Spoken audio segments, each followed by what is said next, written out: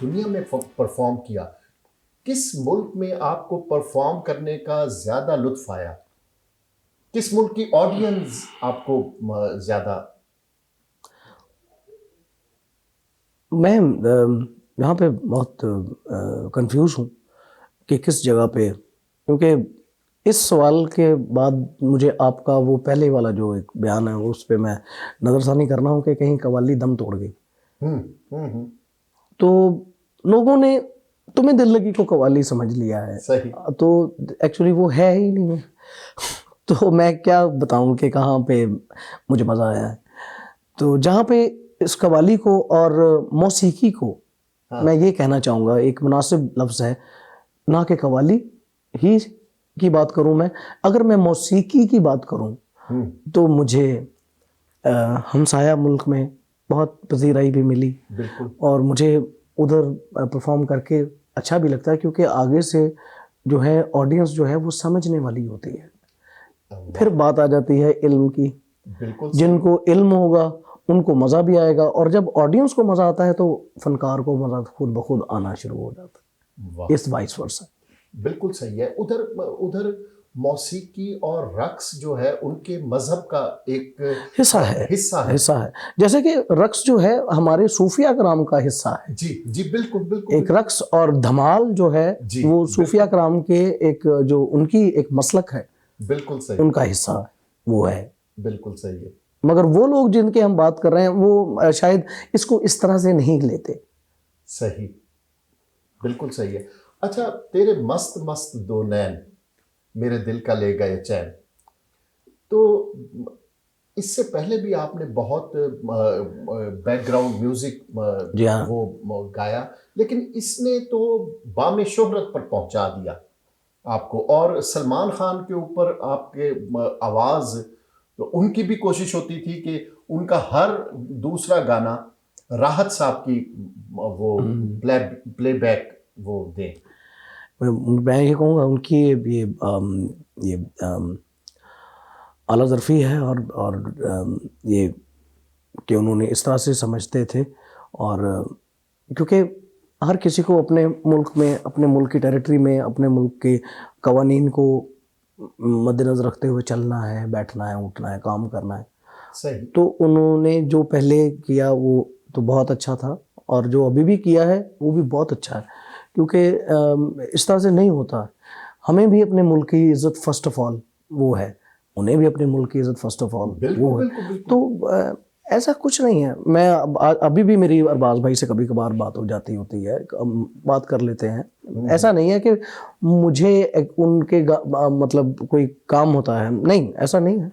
हम रैंडमली बातचीत हो जाती है, और जो यही नज़रियात हैं जो दोनों मुल्कों के, जो उन पर कभी कभार डिस्कस होती है, कभी कभार नहीं होती। बिल्कुल। और जैसे कहते हैं ना कि फन की कोई सरहद नहीं होती, लेकिन फनकार की बहरहाल सरहद होती है।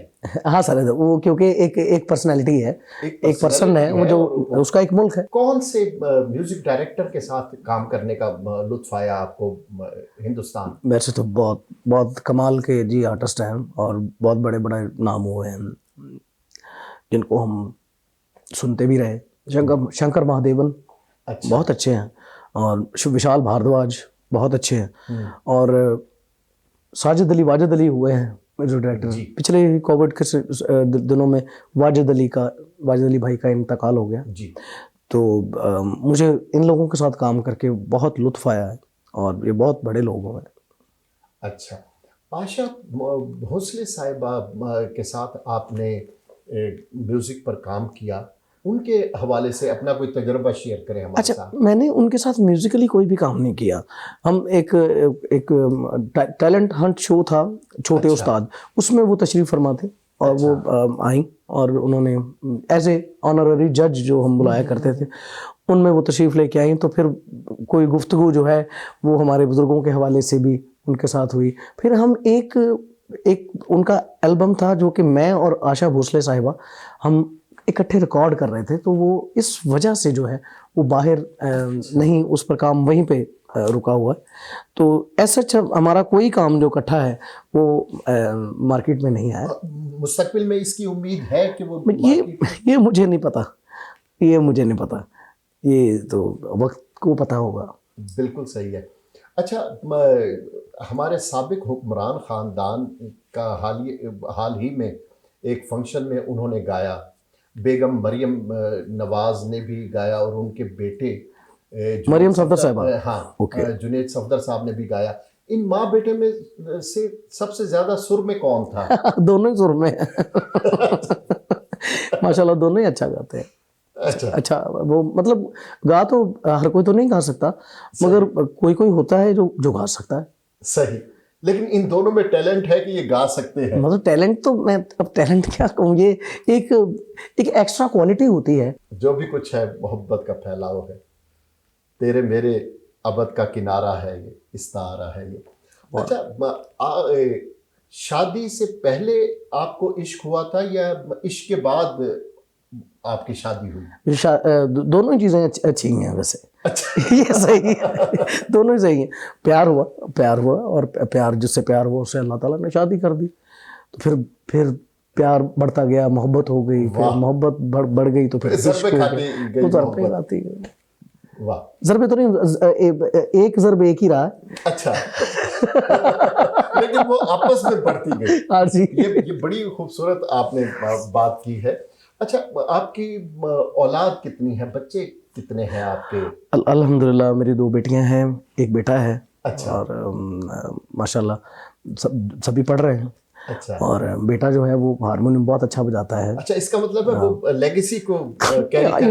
इंशाल्लाह जी, इंशाल्लाह दुआ तो है, और उसको शौक़ भी बहुत है।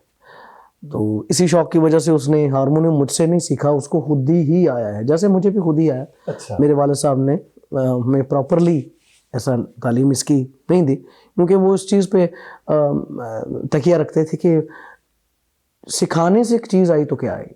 वाह, जब तक खुद शौक आनी ही चाहिए, वो आ जानी चाहिए। वो जैसे कहते हैं ना कि शेर को याद नहीं किया जाता, शेर उतर जाता है और वो सुनने से याद हो जाता है। और वो तो है भी वही, वो समात में इस्तार कर जाता है कि समात में इस्तार कर जाता है। वाह वाह वाह वाह, बहुत खूबसूरत आपने।